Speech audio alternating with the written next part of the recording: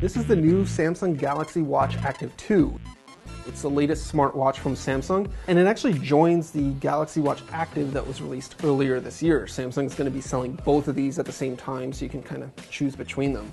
As you can see, it comes in two sizes. There's a 40mm and a 44mm. It's available in both Bluetooth and LTE versions. The LTE model here that I've got is stainless steel, and then this is a Bluetooth model that's aluminum. You'll be able to get it in a bunch of different colors: black, silver, gold, what Samsung is calling lily gold. And of course, there's a bunch of different strap options. It uses a standard pin strap there. So this one's got a leather one, there's rubber ones, there'll be a whole bunch of different options there. They've kind of made it a nicer feeling watch than the Galaxy Watch Active, which it's definitely a lower end model, and it feels it when you use it. Everything is a little bit nicer, especially the stainless steel model here. It's just a nicer build quality. It's still really thin, it's still really light, still has a nice bright OLED screen on the wrist there, so it's easy to read indoors and outdoors.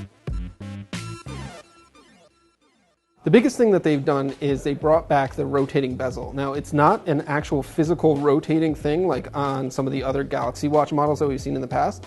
It's a touch-sensitive strip that you run your finger across, and you can scroll through screens, you can scroll through text, notifications, apps, whatever. It's just a lot easier to control than the first Galaxy Watch Active, which didn't have any system like this at all. You only had the touchscreen options. On the side, you've got a couple of buttons, pretty simple, straightforward, back and menu buttons.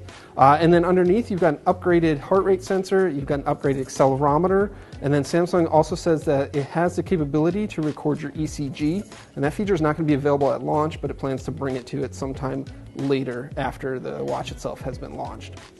Samsung has built in some new integrations. There is better Bixby support now, so you can activate a workout with Bixby and it can do a paced workout for you, which is new. It can control SmartThings gadgets. It has a Spotify integration built into it, including offline Spotify playback, which is super useful. And it has a new ability to watch YouTube videos. There's an actual YouTube app that Samsung built for this, so you could watch YouTube videos on your wrist. Truly do not know why you'd ever want to do this, but it's there if you want it. So in terms of battery life, Samsung says the LTE model in 40mm should get a day and a half. 44mm should get you 2 days of battery life. So these are not super long lasting things like a Fitbit. It is much closer to a standard smartwatch in terms of battery life. Another thing that's new for this model is the ability to match a watch face to your outfit. You can actually take a picture with the app on your phone, and it will then process what you're wearing and create a watch face out of it, so you can have a constantly different personalized watch face that nobody else has right there on your watch every single day if you wanted to, which is kind of a neat feature. Now, it's going to be available at the end of September, on September 27th. It's the Bluetooth model is going to be available first. It starts at $279 for the 40mm, $299 for the 44mm, and then the LTE model is going to follow later, and pricing is going to be announced by the carriers on that.